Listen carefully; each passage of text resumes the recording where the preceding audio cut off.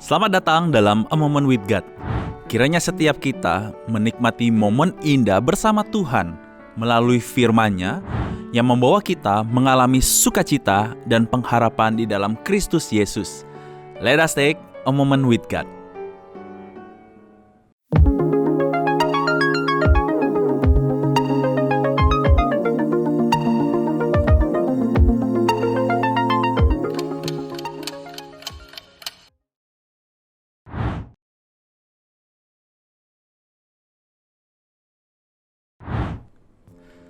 Teman-teman sekalian, saat saya mempersiapkan renungan A Moment with God, biasanya saya berdoa terlebih dahulu kepada Tuhan, agar saya diberikan hati yang terbuka untuk mengerti kebenaran firman Tuhan dan menemukan implikasi yang praktis agar kita bisa sama-sama melakukan dan menjalaninya dalam kehidupan sehari-hari.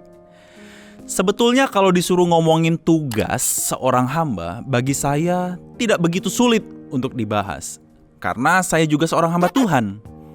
Tugas saya jelas, mengajar, berkhotbah, bermusik, berorganisasi, penginjilan, dan lain-lain.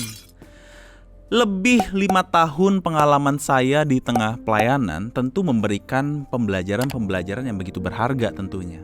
Untuk semakin kuat menghadapi berbagai situasi di tengah pelayanan. Itu kalau kita bicara tentang tugas seorang hamba. Tapi kali ini saya nggak ngomongin job desk.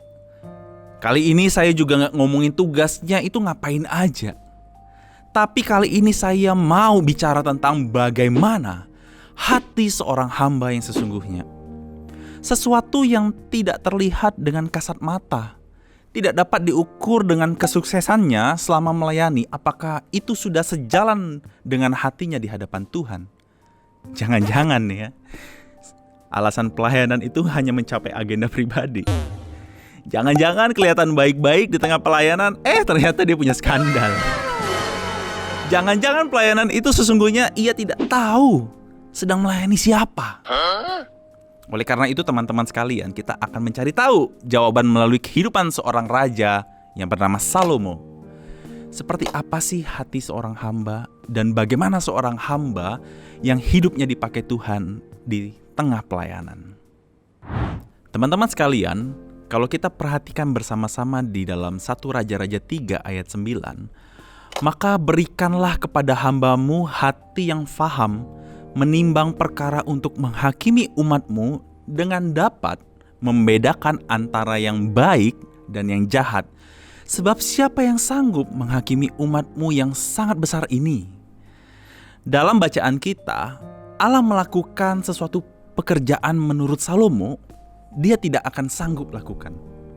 Salomo ditunjuk Allah sebagai raja yang menggantikan Daud ayahnya. Raja untuk orang Israel. Secara terus terang, Salomo itu mengatakan dan menunjukkan dirinya bahwa dia tidak sanggup. Apa reaksi Salomo terhadap panggilan itu? Salomo menyadari betapa dirinya tidak punya kapasitas yang besar menjalani tongkat estafet dari ayahnya Daud dengan memimpin bangsa umat kepunyaan Allah. Ia menyadari betapa hidupnya belum memiliki pengalaman sehebat para pemimpin sebelumnya. Bahkan, ia masih sangat mudah disebut sebagai pemimpin bangsa yang sanggup menjadi hakim atas umat Israel. Dia mungkin berpikir begini, menjadi seorang raja harus menghadapi berbagai macam orang. Harus rapat, harus mikirin program lah, harus standby 24 jam, harus memiliki perilaku dan perkataan yang sama, yang benar. Selain itu, harus lebih terlihat tua dan lebih bijak supaya lebih didengar oleh orang dari berbagai umur. Memang alasan itu ada benarnya, karena menjadi raja di tengah bangsa Israel yang keras, yang dablek, pasti sangat sulit. Bayangkan teman-teman, jadi raja dalam usia yang begitu relatif muda, mungkin dia pikir sama saja memberi diri untuk mati. Ketika Allah memanggil kita sebagai hambanya, tentu itu tidak sembarang panggilan. Allah tidak begitu. Setiap kali Allah memanggil seseorang untuk tugas tertentu, Dia lakukan karena Dia sudah melihat apa yang akan terjadi di belakangnya dan apa yang akan terjadi di depan. Di belakang Dia kenal betul kemampuan kita. Di depan Dia tahu persis apakah kita mampu ataukah tidak mampu. Dia sudah melihat ke depan. Berapa banyak dari kita sampai saat ini masih sering meragukan akan kesetiaan dan penyertaan Tuhan. Allah tidak membiarkan begitu saja. Kalau udah kasih mandat, udah kasih tugas, udah kerjain ya, saya mau tidur. Allah gak sampai kayak begitu. Allah nyamperin Salomo di tengah ketidaksanggupannya. Allah hadir baginya waktu di Gibeon saat malam hari. Tuhan menampakkan diri kepada Salomo dalam mimpi, teman-teman. Berfirmanlah Allah, mintalah apa yang hendak ku berikan kepadamu. Ini sebuah hak istimewa, teman-teman.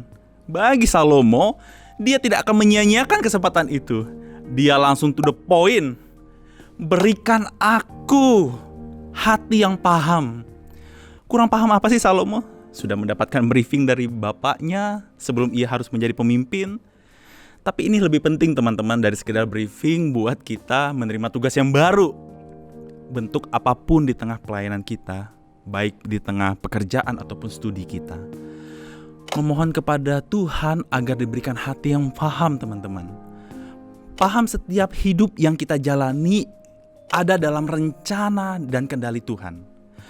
Paham akan visi ketika Allah mengutus kita dalam tugas tertentu. Paham bahwa ini adalah kesempatan untuk menyatakan kebesaran dan kesetiaan Allah kepada umatnya. Paham kalau di tengah kesulitan, dengan pengalaman baru dan tugas yang baru, Tuhan tidak membiarkanmu sendiri. Tuhan ada bersama-sama denganmu. Teman-teman sekalian, Salomo paham bahwa tugas orang hamba bukan tugas yang sederhana. Bahkan ia menyadari sepenuhnya harus menjaga hati dengan kewaspadaan. Tepat seperti kitab Amsal 4 ayat 23. Jagalah hatimu dengan segala kewaspadaan, karena dari situlah terpancar kehidupan. Salomo ini mengajarkan kita beberapa hal. Yang pertama, hati seorang hamba adalah hati yang mengenal satu-satunya pribadi yang ia layani dalam hidupnya, yaitu melayani Tuhan. Yang kedua, seorang hamba tidak berarti ia imun dengan dosa. Oleh karena itu, kita tetap perlu memohon agar Tuhan menjaga hati kita di tengah pelayanan, untuk tetap dijauhkan dari godaan dan dari keinginan dosa. Yang ketiga, hati seorang hamba adalah pribadi yang mau menjadi perpanjangan tangan Tuhan melalui hidupnya, sehingga yang nampak hanyalah Tuhan melalui kehidupan kita. Kolose 3 ayat 23 dan 24 berkata, apapun juga yang kamu perbuat, perbuatlah dengan segenap hatimu, seperti untuk Tuhan dan bukan untuk manusia.